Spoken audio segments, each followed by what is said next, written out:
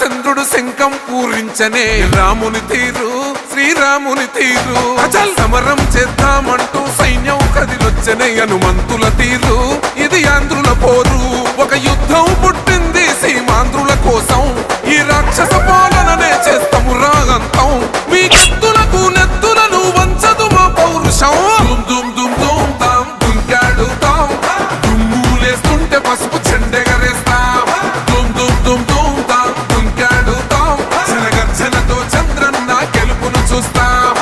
నేను అడుగుతున్నా ముఖ్యమంత్రిని, 5 ఏళ్ళు ఎప్పుడన్నా ఈ ముఖ్యమంత్రి బయట వచ్చాడా తమ్ముళ్ళు అని మిమ్మల్ని అడుగుతున్నా, ఎవరినైనా కలిశాడా అని మిమ్మల్ని అడుగుతున్నా, తాడేపల్లి ప్యాలెస్ లో ఎప్పుడన్నా ఇంటర్వ్యూస్ ఇచ్చాడా అని అడుగుతున్నా, ఎమ్మెల్యేలకి మంత్రులకి ఇంటర్వ్యూలు లేవు. ఎప్పుడన్నా నేను ముఖ్యమంత్రిగా ఉన్నప్పుడు జరిగిందా అని మిమ్మల్ని అడుగుతున్నా. ఎవడొస్తాడ రండి రైగ మేం అస్సలు తగ్గం మీ రౌడి జానికి మో పౌరుషానికి మొదలైనద యుద్ధం గెలిపెవడద చూద్దాం. ఓహో దుమ్ దుమ్ దుమ్ దుమ్ దుమ్ దుమ్ దుమ్ దుమ్ దుమ్ దుమ్ తాం దుంకాడుతాం దుమ్ములేస్తుంటే పసుపు చెండెగరేస్తాం దుమ్ దుమ్ దుమ్ దుమ్ తాం దుంకాడుతాం జనగర్జనతో చంద్రన్న గెలుపును చూస్తాం.